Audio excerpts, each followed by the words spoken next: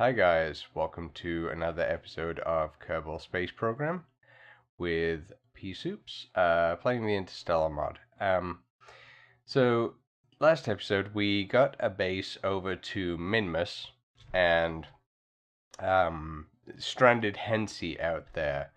Now we've got a few other contracts we need to fulfill as part of this. I did forget to plant the flag with Hensey, and I also forgot to plan to return Hensey from the surface of Minmus. So he kind of has to do his thing out there. We also have this mission to take some seismic readings. So I have plans for that, you'll see shortly.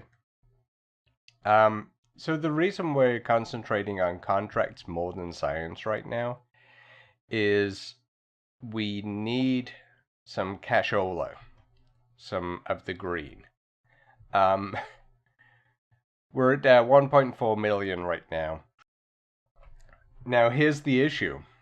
As we can see right here, we've got a pretty hard line of where our science is up to, and that's because if I hover over this one, these all cost 550 science, and I can't research anything over 500 science without upgrading my R&D building, and that costs almost 1.7 million. So we got to make 300 grand to be able to upgrade this and continue our quest for science. So yeah, that's the plan. That's the plan. We gotta make some money. We gotta fulfill these contracts, and in order to fulfill these contracts, I have designed a vehicle that should fulfill all of these requirements. And that is, you can see all of the junk stuff that I've made over the course of my career so far. This career, that is. So we can see here's the plan. We have, well, first of all, we gotta bring Hensey back. So on this whole thing, I do have a return pod, which, again, currently there isn't one over at Minmus to bring him home. So bring Hensey home. So we have a return pod attached. We have on our docket, we have 4 geological survey landers. They're just, I wouldn't say tiny. They could probably be smaller, but they need to have a lot of battery power to be able to transmit science back. So I've kind of had to overdo them a little bit so that they can afford all of that electrical cost. So we got 4 of those. I'll explain those a little bit later further. We have a communication satellite.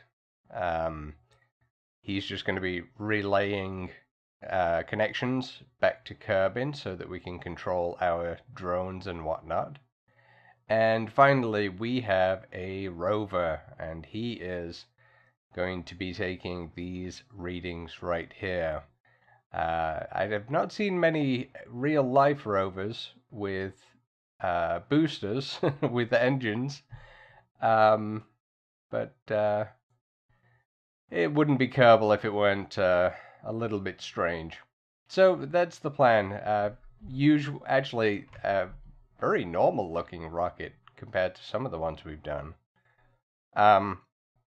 We just have a couple big tanks, a mainsail engine, which will be good to get us most of the way into space. And then this stage will circularize and also take us out to Minmus and back again. And then we ditch all of this and safely land Hensey. See, this pod is meant to return Hensey, and every time I load it, Jeb likes to sneak into the command pod because he wants to go into space. But he doesn't get that luxury today. Alright, so I think we're all set up. Let's make sure that I may or may not have run a simulation in which I forgot to add an antenna to the rover, and it was kind of dead in space. But that was just a simulation. So we can launch this bad boy and get back on with the mission. Now, I think it's been a couple of episodes since I've done a actual during gameplay. I'm talking during the gameplay. I've been doing a couple of voiceover type things, and that is mainly because it's when you have large missions and any little bit of it could go wrong, you tend to end up reloading a lot. And it's difficult to keep track of.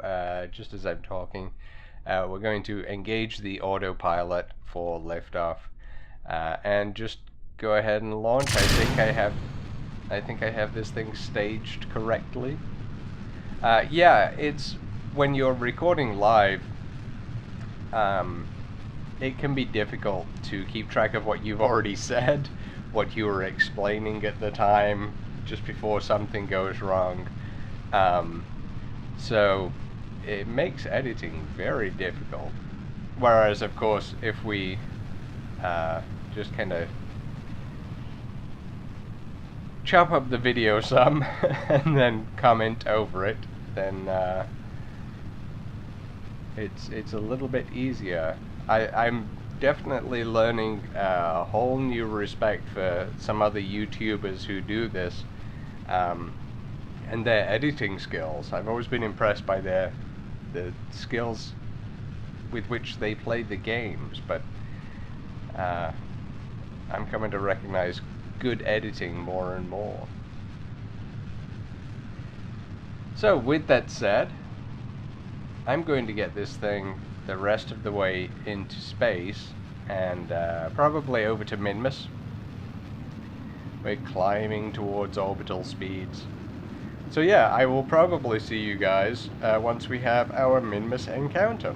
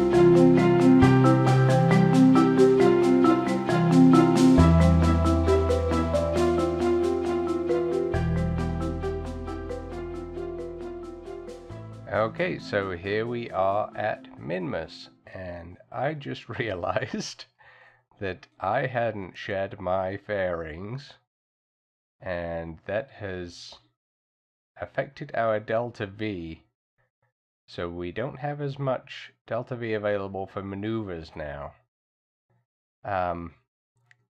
So right now we're at 755 meters per second. Let's see what happens when we deploy these. 821. There's a pretty big chunk of delta V that we lost on the way out here, burning it with all of that dead weight. Fortunately, we should have enough delta V for the rest of our operations up here. I think it's about 160 to get into orbit. In fact, let's check that to circularize around Minmus, and we'll just add a node and burn retrograde, and would you look at that, right around 160. Let's see what, yep, perfect. So if it's 160 meters per second to get into circularization, then it's 160 meters per second to get into this situation from that situation. So that's 160, so that's 320 delta V that we really need in order to circularize and get back to curbing. But yeah, that's not a big deal. We got plenty. Plus, we're going to be shedding a lot of weight right now, in fact, because we have to get all of our ducks in a row. First up, I guess we will put our ComSat out. So let's decouple that guy, and I should have turned down the ejection force on that one. Oh well. Okay, so since we only have one, let's stabilize him so he's not running around. Since we only have one, I didn't want to put up a whole constellation of ComSats. It's a small planet. Well, it's a small satellite moon every single time. So I'm okay with, plus we're mostly done out here anyway, but I'm okay with him just circling high up. So the coverage of the satellites, if it has to go through Minmus, if Minmus is blocking curbing, then obviously the signal doesn't get through. So let's make sure we deploy this. There we go. We got so yeah, if Minmus is blocking signal back to Kerbin like this, then the signal can't get back. Now, if we have a ComSat, and say it's orbiting right here around with the base, the ComSat is going to be blocked by about half its orbit, almost half of its orbit. Because when it gets around here, it's going to be blocked getting back to Kerbin. Now, the higher we go, let's say we have a circle like this, then it has signal around here, and it has signal around here, and it just runs out of signal right when it gets about here. It can't communicate back, so it's a very small part of its orbit that it doesn't have a line back to Kerbin. So the higher up it is, if we're like this, then there's just a little bit down here that it doesn't have a link back to Kerbin. So the higher up we put this communication satellite, the better it's going to be for availability with Kerbin. So with that said, I am essentially just going to push east. You know, we want to be pushing away from the planet here and just raise our periapsis. And yes, I just used a cardinal direction in space, and you can do that. North, east, south, west. All that matters is where you're coming from. That's all that matters. If it's over here, then that's east. If you're over here, then that's east.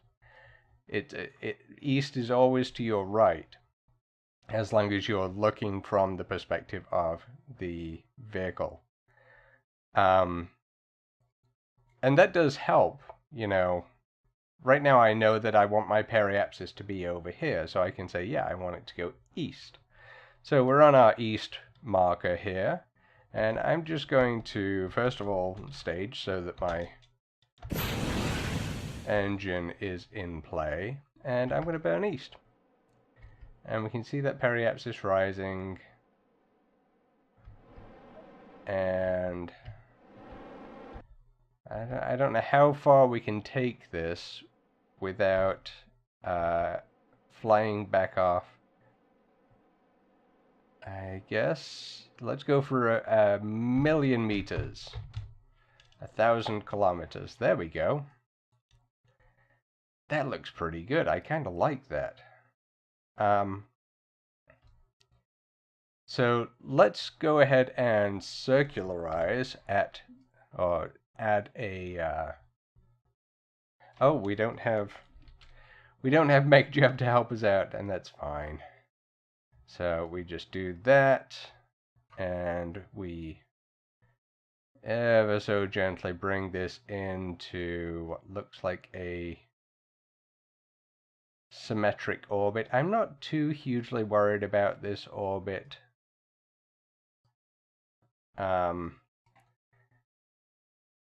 There we go. That looks good to me. So we have 2 hours, 11 minutes until we have to perform that maneuver. So that is fine. Now let's jump over to, if I can find it, our main craft. And nope, it doesn't look like we can find it.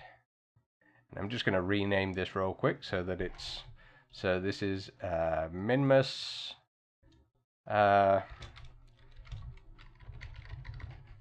Minmus Lonely Comsat. Oh. Because he is probably going to be the only comsat around. And he's got plenty of Delta V, so if we need to perform operations on the North and South Poles and communications are an issue, then yeah, we can just have him go up to the North and South Pole, and then we can have him return. So he's got plenty of Delta V to be able to do those maneuvers. So let's jump over to our main ship.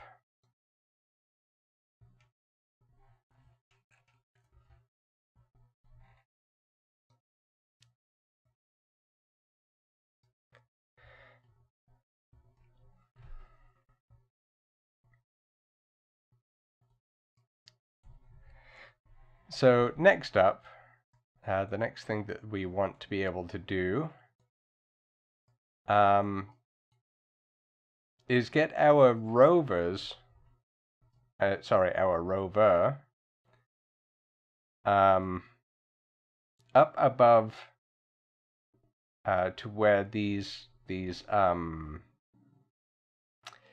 sites are that we need to perform these surveys at. So since we're so high up right now, it's very easy for us. It takes very little Delta V for us to change that orbit. We just have to burn up just a little bit to get ourselves over those sites. So let's get a good view. And actually, I'm going to be disconnecting this guy. I did toy around with the idea of yep, he has signal this time. That's not according to the simulations. Okay, let's turn our reaction wheels on.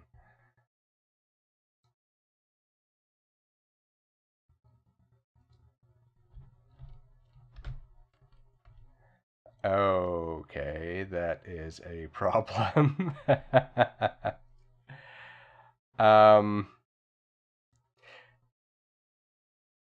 Yeah, so I disabled the record scratch. Will the rover make it? Will it continue tumbling into space? Well, this episode has already gone on just long enough, so I'm going to cut it off there and leave a cliffhanger for the next episode, and we'll see what happens to that rover floating around space near Minmus. So I'll see you again next time.